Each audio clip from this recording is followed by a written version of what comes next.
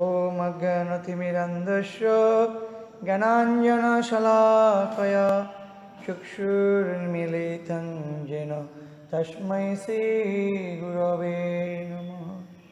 वञ्चाकल्पतरुश्च कृपासिन्धुभ्येव च पतितानां पावनेभ्यो वैष्णवेभ्यो नमो नमः। जयतं सुरतौ पंगर मम मंदमतेर्गति मत्सर्वस्वपदम्बुजौ श्रीराधा मदन मोहन वृंदावै तुलसी दिव्यै प्रिया वै केशवस्य च कृष्ण भक्तिर्पदे देवी सत्यवत्यै नमो नमः। नारायणं नमस्कृतं नरं चैव नरोत्तमं देवीं सरस्वतीं व्यासं ततो जयमुदीरये। श्रीकृष्ण चैतन्य प्रभु नित्यानंद श्री अद्वैत गदाधर शिवसादि गौरभक्तवृंद। हरे कृष्णा कृष्ण कृष्ण हरे हरे, हरे राम राम राम हरे हरे। गुरु वैष्णव भगवान तिने शरणे হয় বিঘ্ন বিনাশন, অনায়াসে হয় নিজ বাঞ্ছিত পূরণ। জয় নিত্যানন্দ জয় গৌরসুন্দর কি জয়। আজ আমরা শ্রবণ করব নবদ্বীপ ধামের নটা দ্বীপের মধ্যে ঋতুদ্বীপ সম্পর্কে। ঋতুদ্বীপ কেন নাম হলো? ঋতুদ্বীপ নাম হওয়ার কারণ,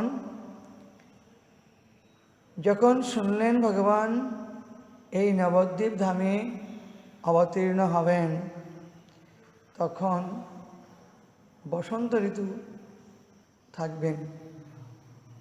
অন্যান্য ঋতুগণ বলছেন যে প্রভু, আমরাও কি আপনার লীলাতে অংশগ্রহণ করতে পারবো না, সেবা করতে পারবো না? তাই 6টা ঋতু এসেই নবদ্বীপ ধামে যেখানে একত্রিত হয়ে অবস্থান করেছেন, সেই স্থানটির নাম হলো ঋতুদ্বীপ। 6টা ঋতুর সব সময় বিরাজমান থাকেন।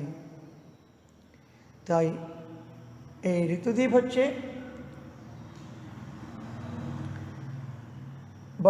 বর্তমানে বর্ধমান জেলার অন্তর্গত।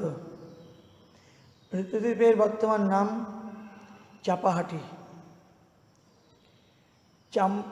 চম্পঘট্ট। এই চম্পঘট্ট নাম হওয়ার কারণও আছে, পরে আমরা বলব। তা এইখানে মহাপ্রভুর পারিষদ দ্বিজবাণীনাথ গৌর গদাধরের সেবা করতেন। মহাপ্রভুর সময়ে এই চম্পঘট্ট খুব বড় জাগ্রত ছিল। এই বাণীনাথ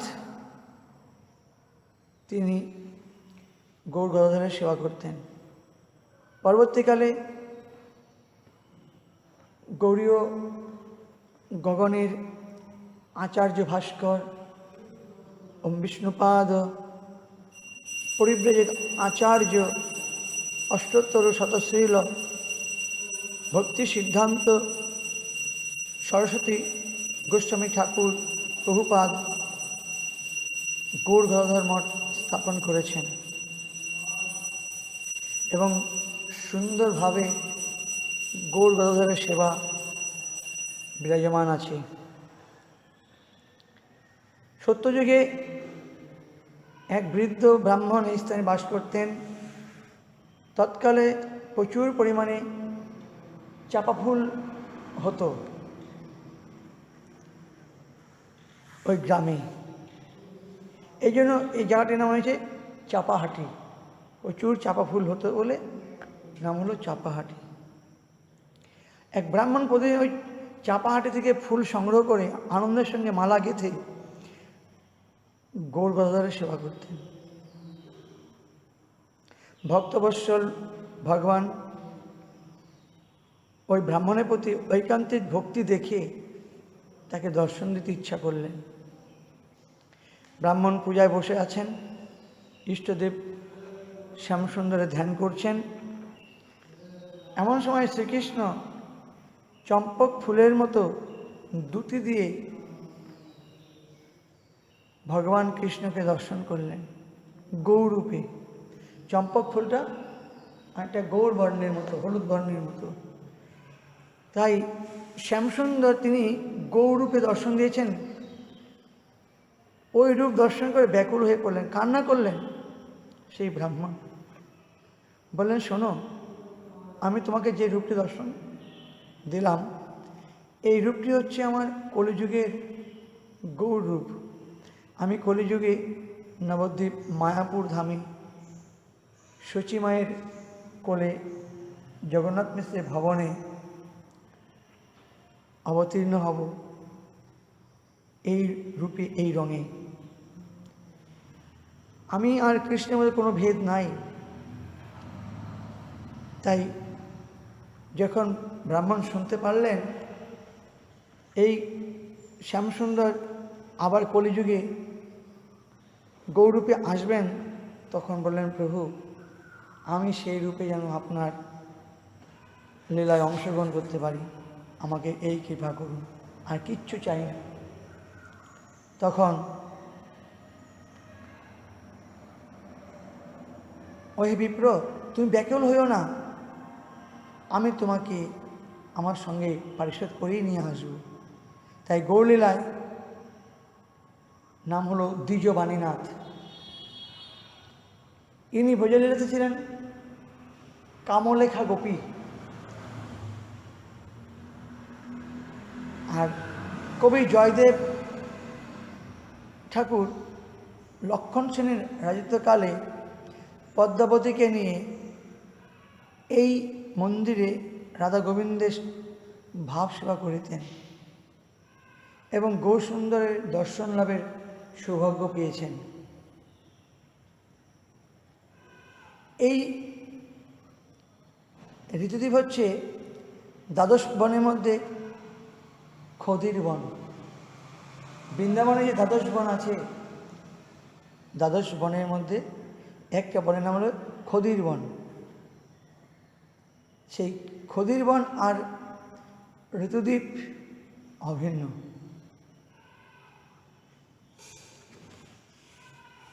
এইখানে সমুদ্রগড় নামে একটি স্থান আছে। যখন সমুদ্রদেব শুনতে পারলেন গঙ্গাতে ভগবান চৈতন্য মহাপ্রভু অনেক লীলাবিলাস করবেন, সমুদ্রদেব শুনে তার মনে খুব লোভ হলো, আমি গৌরলীলা দর্শন করব। তখন সমুদ্রদেব তিনি গঙ্গার কাছে চলে আসেন। একদিন সমুদ্র কহেন গঙ্গাপতি, জগতে তোমার সম ভাগ্য নাহি ভাগ্যবতী। তোমার মতো এরকম ভাগ্যবতী জগতে কেহ নাহি, হে মা গঙ্গা দেবী। পূর্ণ ব্রহ্ম গৌরসুন্দর নদী আয়, করিবেন প্রকট বিহার সবে গায়। সকলেই কীর্তন করছেন যে গৌর হরিরূপে কলিযুগে মায়াপুর ধাম অবতীর্ণ হবেন আর গঙ্গায় লীলাবিলাস করবেন, স্নান করবেন। গণেশ সদা বিলসিবে গৌরচন্দ্র, জানিয়া জাহ্নবী নিজ অন্তরে প্রকাশ। জাহ্নবী মা জানতে পেরেছেন কিন্তু প্রকাশ করেন নাই। আজ সমুদ্র জানতে পেরে গঙ্গাকে বলছেন, তোমার মতো ভাগ্যবতী কেউ নাই। করিব সন্ন্যাস প্রভু ছাড়িয়া নদিয়া, তোমার তীরেতে বাস করিবে গিয়া। গঙ্গা বলছেন, শোনো, প্রভু তো আসবেন কলিযুগে জানি, কিন্তু তিনি এই নদিয়া ধাম ছেড়ে সন্ন্যাস নিয়ে পুরুষোত্তম ধাম নীলাচলে গঙ্গার তীরে তোমার কাছে গিয়ে বাস করবেন। তোমারও কোনো দুঃখ পাওয়ার কারণ নেই। প্রভুর প্রকটাদি লীলা দেখিবার তরে চিত্ত উদ্বেগে সিন্ধু কত কহিলা গঙ্গারে। গৌরহরিকে দেখার জন্য সমুদ্রদেব কত কাকুতি মিনতি লীলা কথা বললেন। প্রভুর প্রকটাদি লীলা দেখিবার তরে গঙ্গাশ্রয় করিয়া আইসে নীতি নীতি দেখে গৌরচন্দ্রের বিহারে রঙ্গে মাতি। গঙ্গা সৌভাগ্য প্রশংসয়ে বারবার নীতি গতাগতি মাত্র আশ্রয় গঙ্গা। গঙ্গাসহ গতিতে সমুদ্র গতি নাম এবে লোকে কহে সমুদ্রগড় নাম। গঙ্গা ধীরে ধীরে প্রবাহিত হচ্ছেন, সমুদ্রদেব এসে গঙ্গার সঙ্গে প্রবাহিত হচ্ছেন, তাই এই দ্বীপটির নাম হচ্ছে ঋতুদ্বীপের মধ্যেই একটি সুন্দর পবিত্র স্থান সমুদ্রগড়। সমুদ্র রাজা সমুদ্র সেন সমুদ্র নামে তিনি এসে নবদ্বীপ ধামে গঙ্গার কাছে আশ্রয় নিয়ে গৌর ভজনা করেন।